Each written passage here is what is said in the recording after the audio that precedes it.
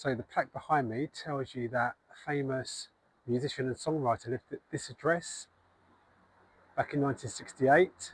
We're not in Liverpool, we are in London, and we are in the area of Marylebone. And this is Montague Square, and number 34 Montague Square, which is behind me, has been described as one of the greatest rock and roll pads of all time. And I'm now going to tell you why. Right, so I'm going to give you a brief breakdown of some of the musicians that have stayed here. If you want to know the full stories, you'll have to come on one of the tours, especially the Beatles or Rock and Roll tour, to get the full lowdown. But the first musician to move in was Ringo Starr. He moved in 1965 with his first wife, Maureen Cox. Now, while they were living here, she became pregnant with their first child called Zach Starkey. Ringo Starr's real name is Richard Starkey, and you may recognise that name. He has played with The Who and Oasis and is one of the most sought after drummers on the circuit.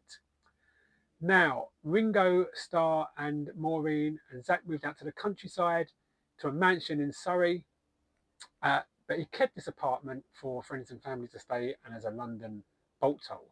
So Paul McCartney moves in briefly, and he is here. He would have made the basement into a sort of demo recording studio.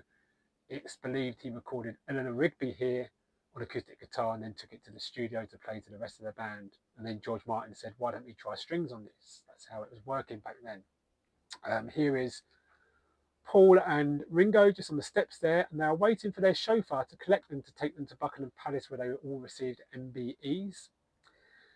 Now, the next musician to move in was a guy that you will definitely know. So a man called Chas Chandler was in Greenwich Village, New York. He was told to go and watch a guitarist play. He went to the concert and he was blown away.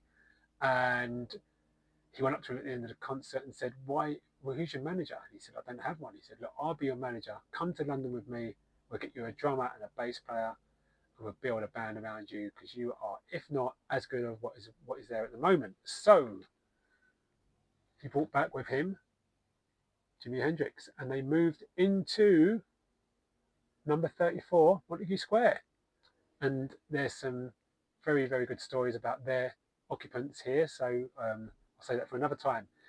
So John came here in 1968 after a fallout with Cynthia. He moved in with Yoko. And when they were living here, they were living on a cocktail of champagne, caviar, and heroin. And John was not looking his best, very skinny, very gaunt at the time.